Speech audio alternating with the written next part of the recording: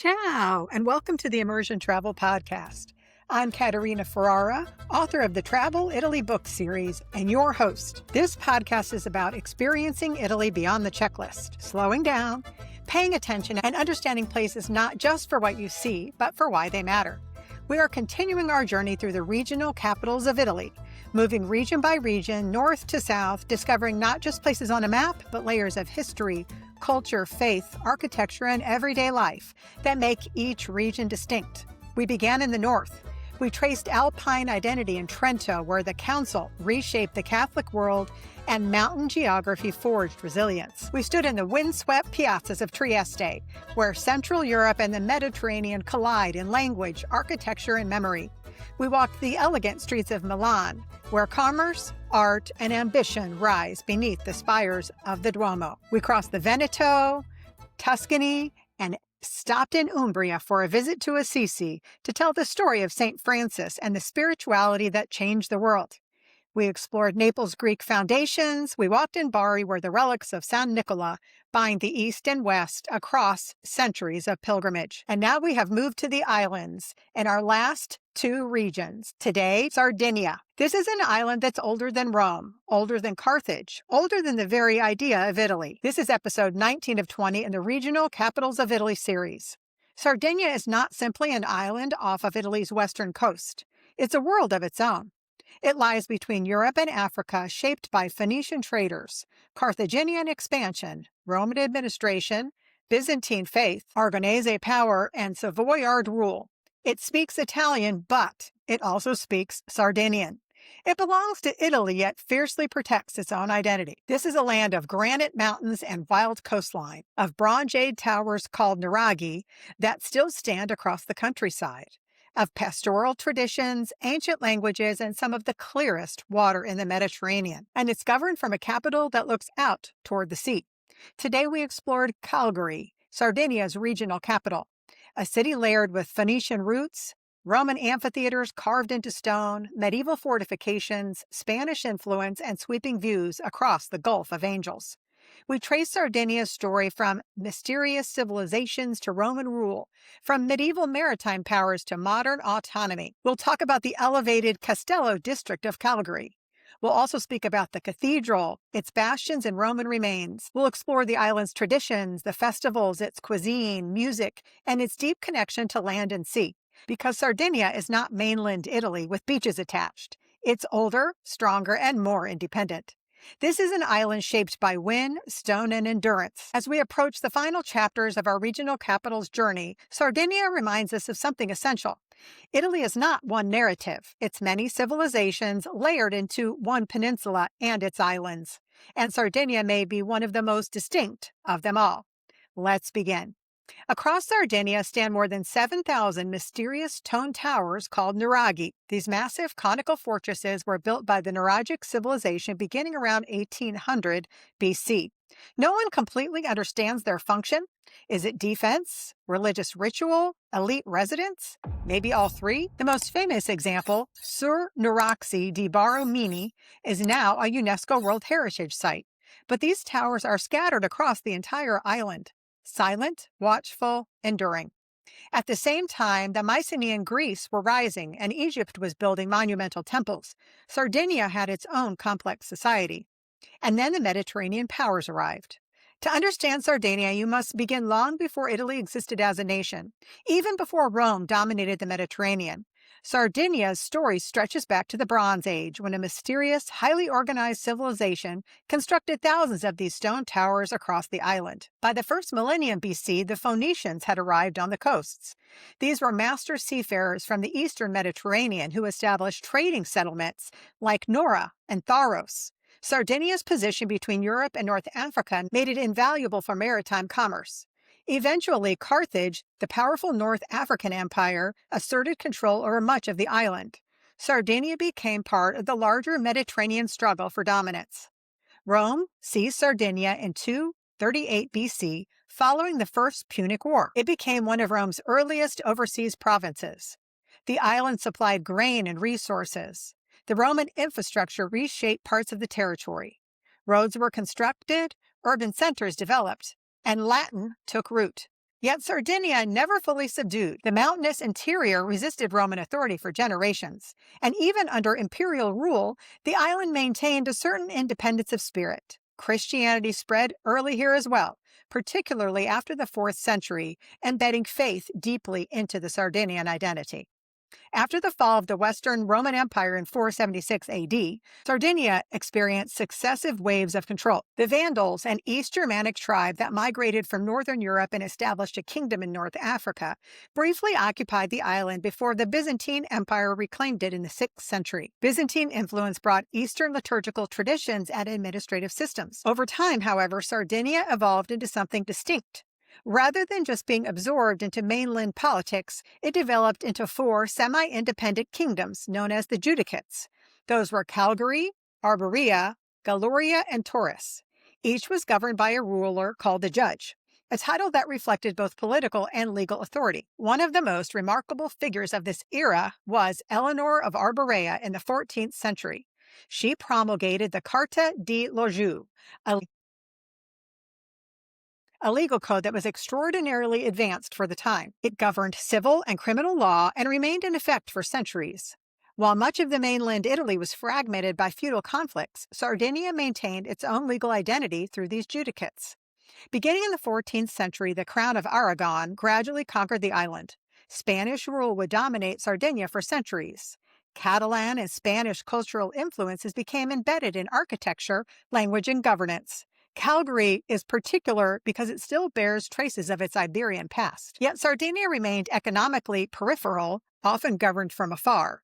Its rural communities shaped more by pastoral life than courtly politics. In 1720, control passed to the House of Savoy. The island became part of what was known as the Kingdom of Sardinia, although the political center of that kingdom was actually in Turin in Piedmont, which is one of our first episodes of this series. This detail is critical to understanding modern Italy. It was the Kingdom of Sardinia, led by the Savoy dynasty, that the movement toward Italian unification began. When Italy officially unified in 1861, it was technically the expansion of the Kingdom of Sardinia into a new national entity. Ironically, although Sardinia gave its name to the Kingdom of Unified Italy, the island itself remained economically marginalized. The 20th century brought further upheaval. During World War II, Cagliari was heavily bombed in 1943 due to its strategic port. Much of the city was damaged and large portions of the population were displaced. After the war, many Sardinians emigrated to the mainland Italy or abroad in search of work.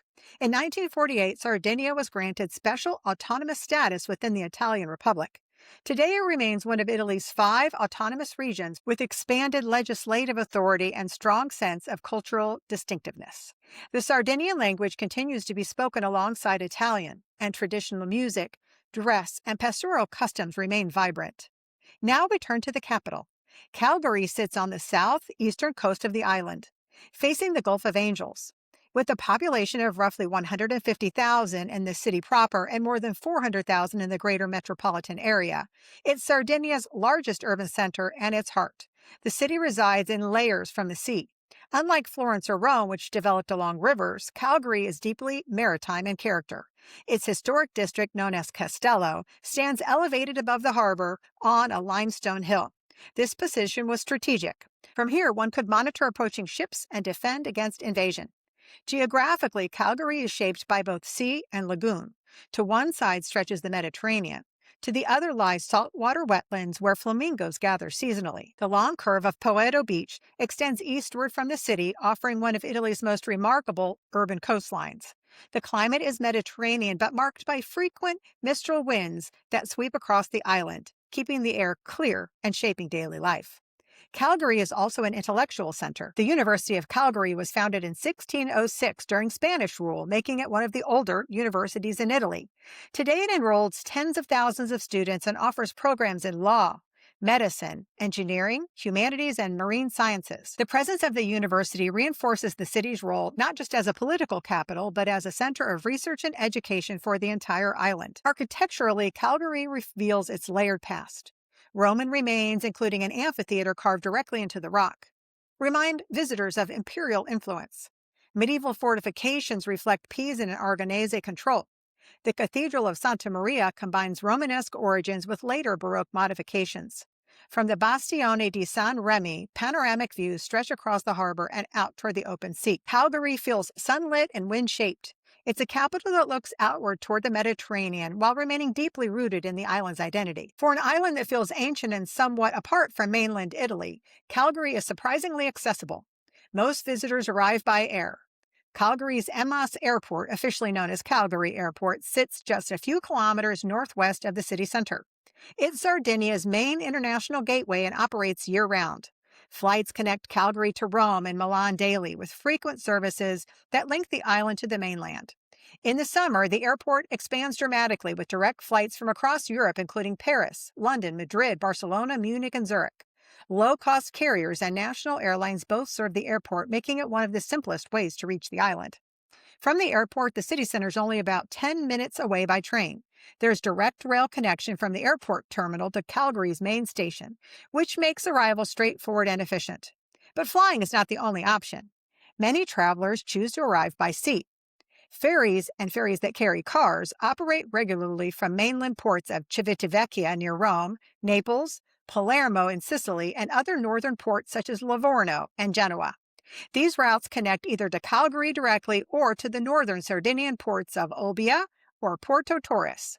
The ferry journey can take anywhere from 6 to 12 hours depending on the departure city and whether you're doing an overnight crossing. For those traveling with a car, the ferry is the preferred choice. It allows you to bring your vehicle and explore the island at your own pace once you arrive. Once getting to Calgary, getting around the city itself is manageable without a car. The historic center is walkable, though hilly, especially in the Castello district. Local buses connect neighborhoods and beaches, including Poetto. There's also a light rail system known as the Metropolitana Leggera, which connects Calgary to nearby suburbs such as Monserrato. As for trains across the island, Sardinia does have a rail network, but it is limited compared to mainland Italy. The main line connects Calgary to Oristano and Sassari in the north, with a branch toward Olbia. Travel times are longer than one might expect because trains move slowly through the mountainous terrain. Still, they are reliable and scenic. For exploring smaller villages, archaeological sites, and the coastal areas, renting a car will offer you much greater flexibility. Reaching Calgary is not difficult. Staying connected to the wider island requires a bit more attention. Sardinia is accessible, and it invites you to arrive deliberately, whether by air, descending over the turquoise water, or by ferry emerging slowly from the horizon. Next, let's talk about walking Calgary. But you know where I need to begin, and that's a pasticceria. Tucked near the lower edge of the historic center, Pasticceria Coco has been a Calgary institution since the 19th century. When you step inside, glass cases glow with delicate Sardinian pastries. Pardulas filled with ricotta and saffron, amaretti cookies scented with almond, and sidas, golden and lightly crisp, often drizzled with local honey. The marble counters feel old in the best way, polished by generations of elbows. Behind you, locals order espresso quietly and confidently. This is a cafe woven into daily life. I would choose something almond-based because Sardinia takes its almonds seriously. And enjoy the moment. After our breakfast, we'll step back outside and begin uphill toward Castello. The streets will begin to narrow, the stone walls will grow taller, and the air will shift as we climb. As you ascend, the city opens dramatically to the Bastione di Saint Remy. Built at the end of the 19th century during the Savoy period, the bastion sits atop older Spanish fortifications and connects the lower neighborhoods to Castello above. A bastione is a projecting defensive structure built as part of a fortified city wall. Designed in angular form, it allowed soldiers to see and defend multiple approaches at once, protecting vulnerable corners of the walls. In Calgary, the Bastione di Saint Remy no longer serves a military function. Instead, it forms a monumental terrace and a grand staircase crowned by the sweeping white limestone of the Umberto I Terrace. From here, the city unfolds toward the harbor and the Gulf of Angels, transforming what was once a strategic defensive outpost into one of the most elegant panoramic viewpoints in Sardinia. Below you, the port hums quietly. To one side, you can see the long ribbon of Poetto Beach. To the other, salt lagoons shimmer where flamingos often stand motionless in shallow water. This is where to understand Calgary geographically. Sea in the front, hill behind, winds moving constantly. Now let's continue upward into the Castello. The Cathedral of Santa Maria is our first stop. It rises unexpectedly ahead of you. The cathedral was first constructed in the 13th century by the Pisans, who controlled Calgary at the time. Its original style was Romanesque, austere and clean, but centuries of Spanish influence layered Baroque elements into its interior, giving it richness and depth. Step inside. The air cools immediately. Marble columns frame side chapels.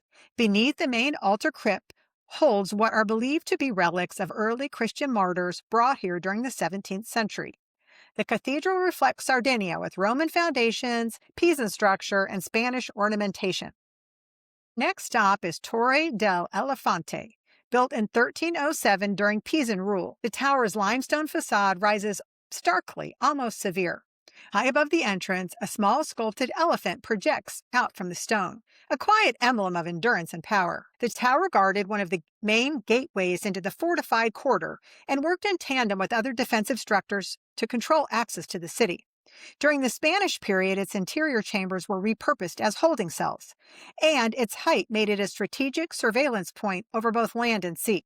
If it's open, make the climb. From the summit, terracotta rooftops tumble toward the harbor in uneven lines. The mistral moves freely here, pressing against you as you look out over the Gulf of Angels. Calgary reveals its vulnerability from its vantage point. Positioned along open water routes, it relied on vigilance and stone to survive centuries of contested rule. Specialties to find at lunch or dinner. When it comes to Sardinian food, there's absolute things you should look for. One of them is botarga. Often called the caviar of the Mediterranean, botarga is cured mullet roe, salted, pressed, and dried in the sea air. In Calgary's Marina District and in nearby lagoons of Santa Gilla, mullet fishing has been practiced for centuries. This is not a trendy delicacy imported for tourists. It's deeply local. Thin slices are served with olive oil and lemon. More commonly, it's grated generously over pasta. The flavor is intense, briny, mineral, unmistakably maritime. It tastes like a concentrated sea breeze. And that brings us to the pasta that you should seek out, fregola. Fregola is Sardinia's most iconic pasta. It resembles tiny toasted pearls, somewhere between couscous and orzo, but it's handmade from semolina dough that's rolled into small balls and lightly toasted. The toasting gives it a nutty depth that you do not find in any other Italian pasta. In Calgary, fregola is most famously served with clams, fregola con arcelle. The broth is rich with garlic, white wine, and sea flavor. The toasted pasta absorbs the liquid while keeping its bite. It's rustic and elegant at the same time. Then there's the pane carasau, sometimes called carta da musica, or sheet music bread. It's paper-thin and crisp, originally created for shepherds who needed bread that would last for weeks while traveling through the interior mountains. In Calgary's markets, you see it stacked in large golden rounds. It shatters lightly when broken, and it's often accompanied by an antipasto or softened with olive oil and tomato to create pane fratau. And of course, there's Canino wine, Sardinia's bold red. Canino thrives in the island's rugged terrain, and it's frequently associated with the island's high concentration of centenarians. Whether or not it's a secret to longevity, it's certainly central to the Sardinian identity. It's earthy, structured, and pairs beautifully with roasted meats and aged pecorino. If you want to go a step further, you might look for malloreddus, or the Sardinian gnocchetti.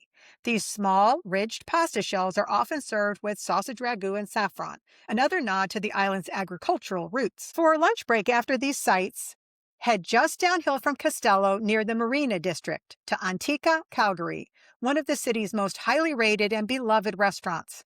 The interior is rustic but elegant, stone arches, warm wood, walls lined with bottles. Here, Sardinian cuisine is treated with seriousness and pride. Order the fregola with clams, tiny toasted pasta pearls that carry the sea in each bite, or malloreddus, Sardinian gnocchetti. Pair it with Vermentino wine from the island's northern vineyards, or Cananao, Sardinia's bold red. When you step back outside, the afternoon light has shifted slightly, and we will continue. Descending along the water's edge, we reach one of Calgary's most striking remnants of its antiquity, the Roman amphitheater. Unlike the Colosseum in Rome, the amphitheater was carved directly into the limestone hillside in the 2nd century AD. You can see the rock itself forming part of the seating. It feels organic, almost infused with the land. Here, gladiatorial games once entertained Roman citizens. Executions and spectacles unfolded beneath open sky. Stand at the edge and imagine the sound. Voices rising, stone absorbing the heat of the sun. We end where Calgary meets the sea at the marina. Along Via Roma, elegant facades face the water, their symmetry reflecting the Savoy-era vision of order and openness after centuries of fortification above. Just beyond the promenade, the port remains active. Ferries depart for the mainland, fishing boats idle near the docks. Cargo vessels sit further out, quiet but present. The rhythm here is maritime, steady and outward-looking. As evening settles, the moon shifts. Residents gather for an aperitivo beneath shaded porticos. Glasses catch the fading light. Conversation blends with the low hum of engines and the distant cry of seagulls. The mistral breeze carries salt through the air, softening the heat of the day. Turn and look back toward Castello, now washed in gold. From this angle, the city reveals a vertical story. An ancient stone settlement at the top, layered centuries stepping down toward the shoreline. Above and below, past and present, remain in view. And as always, the sea is the center. After the light begins to soften, make your way back up toward Castello one final time for an aperitivo. Tucked near the old defensive walls is Cafe Libarium Nostrum. It's one of the most beloved sunset spots in Calgary. Tables sit along a terrace facing west. The city falls away beneath you, rooftops glowing in amber as the sun lowers toward the Mediterranean. The sea shifts from bright blue to molten gold and then to deep indigo. Order a glass of wine or a spritz. Have a small plate, maybe olives, pecorino, thin slices of botarga, pane curacao, crisp and paper thin. The wind moves constantly here. It lifts your napkin, brushes your shoulders, and carries salt in the air. As the sun slips below the water, the Bastione glows behind you. The cathedral dome silhouettes softly, and the port lights begin to flicker on. It reminds you that this capital is not only historic, it's maritime. The festivals of Calgary. To understand Calgary fully, you must see it in motion. Two festivals define the city's identity, and I'll mention one other. The first is the Festa di San Efisio. Every year on May 1st, Calgary transforms. The Festa di San Efisio is one of the longest and most important religious processions in all of Italy. It's been celebrated continuously since 1657. The story begins with plague. In 1652, a devastating epidemic struck Sardegna. The people of Calgary turned to San Efisio, a Roman soldier who had converted to Christianity and was martyred for his faith in the 4th century. They vowed that if the city were spared, they would honor him every year with a solemn procession. The plague subsided and they kept their promise.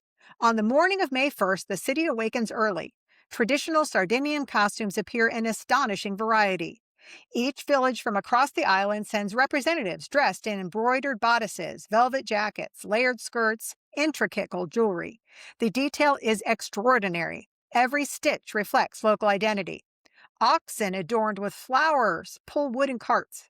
Musicians play laundas, an ancient Sardinian wind instrument whose layered sound feels almost otherworldly. The statue of Sant Efisio is removed from the church of Stampace and placed on a decorated carriage. As it begins to journey, the church bells ring. The procession does not simply circle the city. It travels more than 60 kilometers over 4 days, retracing its path to Nora, where the saint was martyred. Crowds line the streets. Others walk barefoot behind the statue in act of devotion. This is a vow fulfilled across centuries. When Sant Efisio returns to Calgary days later, the city welcomes him again with great relief, and the promise continues year after year. The next festival is the Festa della Madonna di Bonaria, the guardian of the sea. If Sant Efisio reveals Sardinia's endurance, the Festa della Madonna di Bonaria reveals its maritime soul. High above the port stands the sanctuary of Our Lady of Bonaria. The story dates back to 1370 when a violent storm struck a Spanish ship near Calgary. According to tradition, sailors threw a very heavy crate overboard to stabilize the vessel. The crate washed ashore beneath the hill of Bonaria. When the locals opened it, they found a statue of the Virgin Mary holding the Christ child and a lit candle that was still burning. The people interpreted this as divine protection. The Madonna di Bonaria became protector of sailors, and devotion spread quickly. In fact, the city of Buenos Aires in Argentina takes the name from this very devotion, good air or fair winds. Each year, especially in April, celebrations honor the Madonna. Processions move from the sanctuary down toward the sea. Boats gather in the harbor. The statue is often accompanied by a maritime blessing, acknowledging Sardinia's centuries of long dependence on the Mediterranean. Standing near the port during the festival, you see the connection clearly. It's tied to survival at sea. Another event I will mention, since most travelers will arrive in the summer, is the Festa Internazionale Jazz in Sardinia, one of the most respected jazz festivals in Italy. It brings international musicians to the island and often uses evocative outdoor settings near Roman ruins or overlooking the sea. The combination of modern improvisation against ancient stone creates a powerful contrast. Global art layered into a millennia of history. Experiences in Calgary beyond the monuments. One of the most memorable experiences is hiking the Sella di Diavolo, the Devil's Saddle.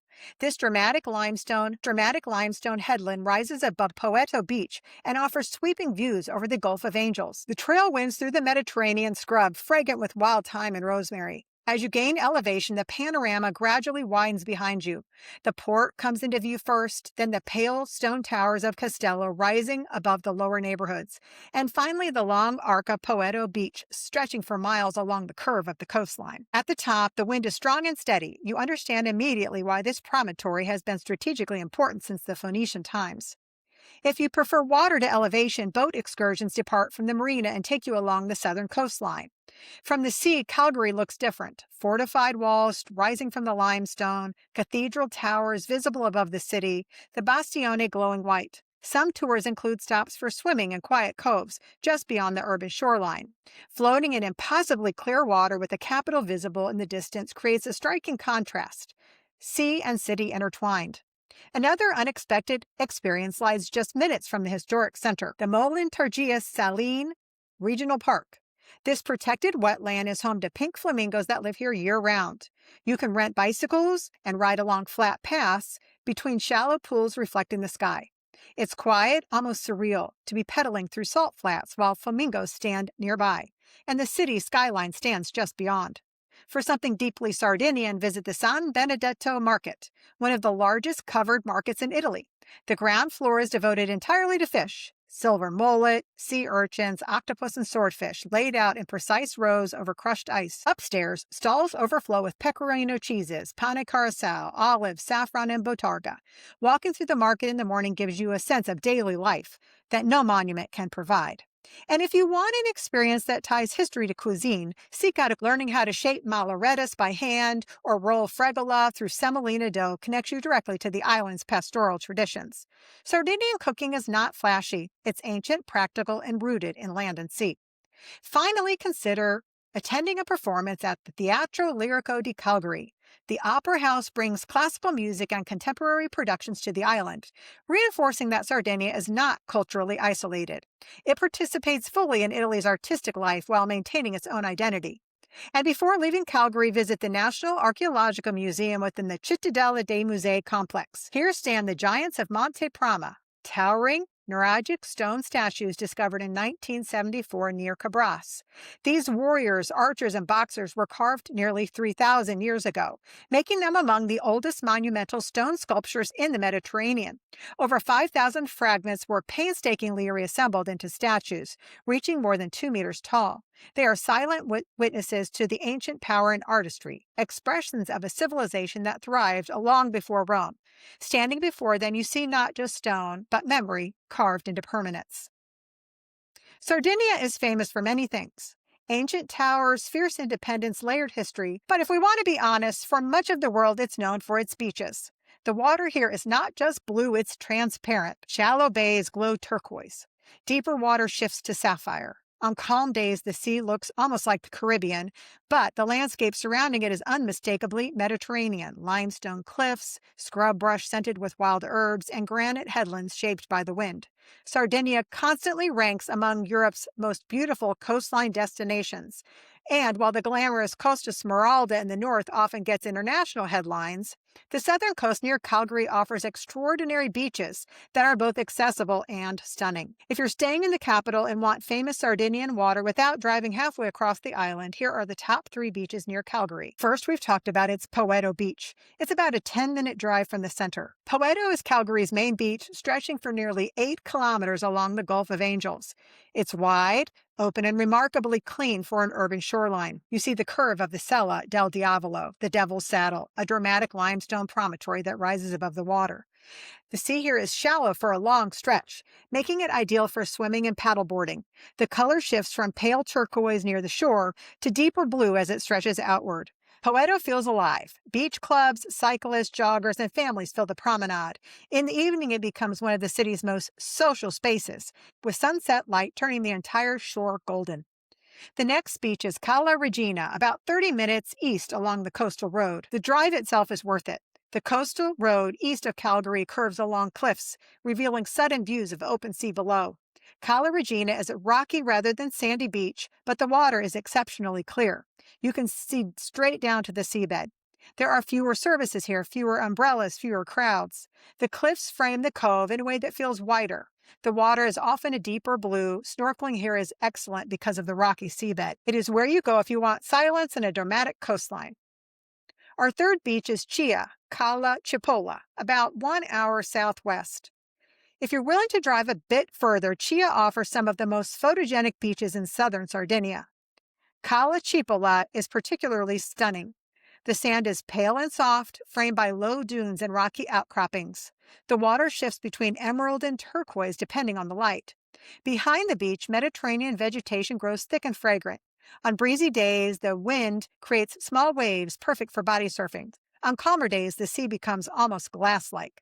Chia feels more remote, more pristine. It's the kind of place that appears in travel magazines for a reason. Standing here with the horizon uninterrupted and the water impossibly clear, you understand why Sardinia's beaches are considered among the best in Europe.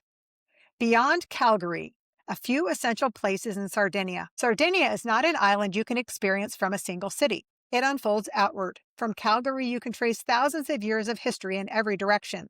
Prehistoric towers, Phoenician ports, Roman colonies, Catalan strongholds, and coastlines so clear they seem unreal.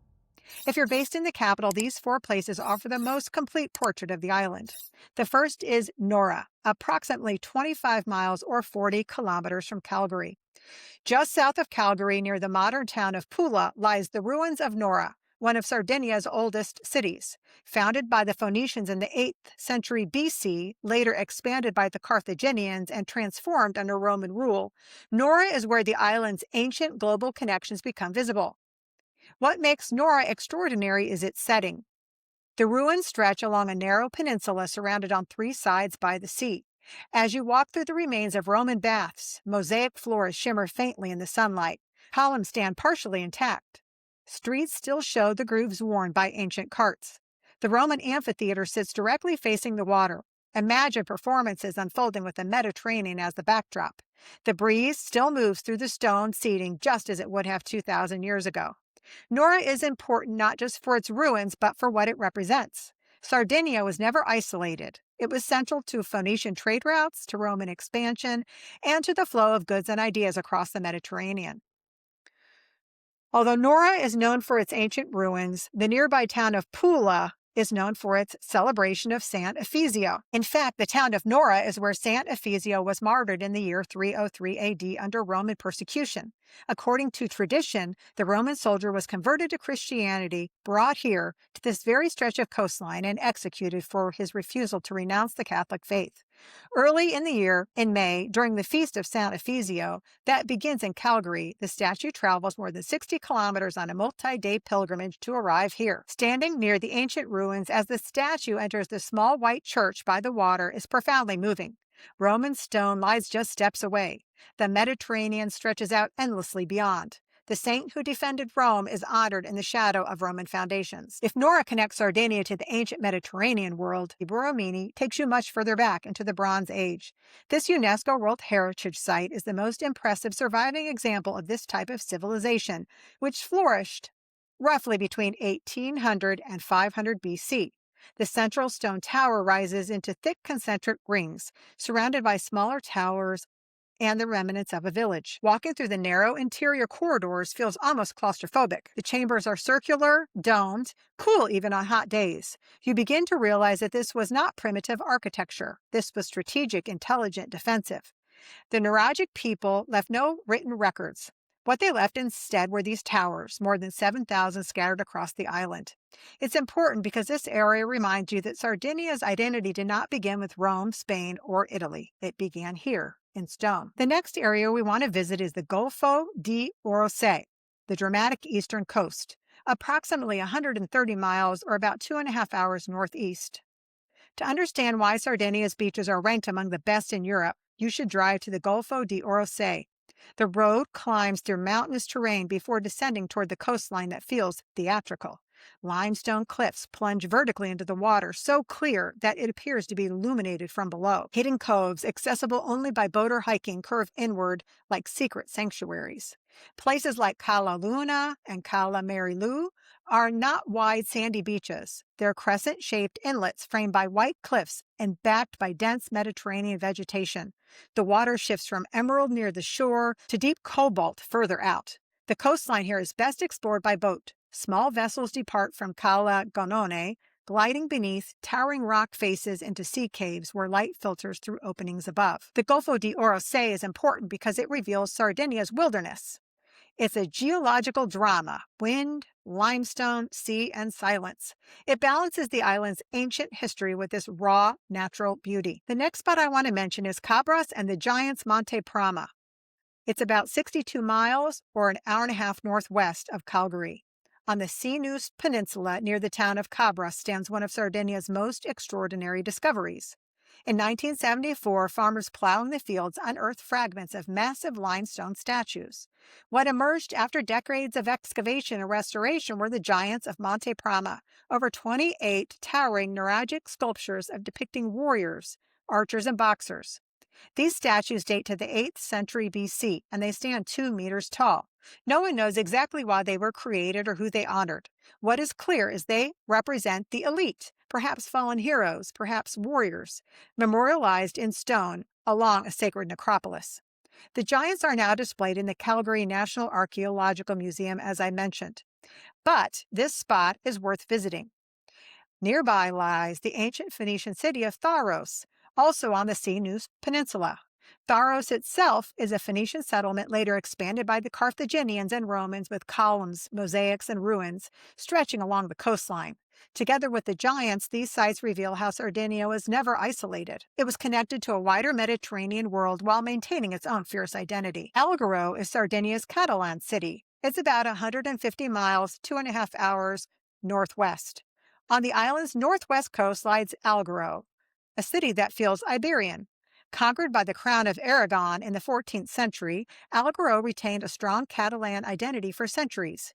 Even today, Catalan is still spoken here alongside Italian and Sardinian.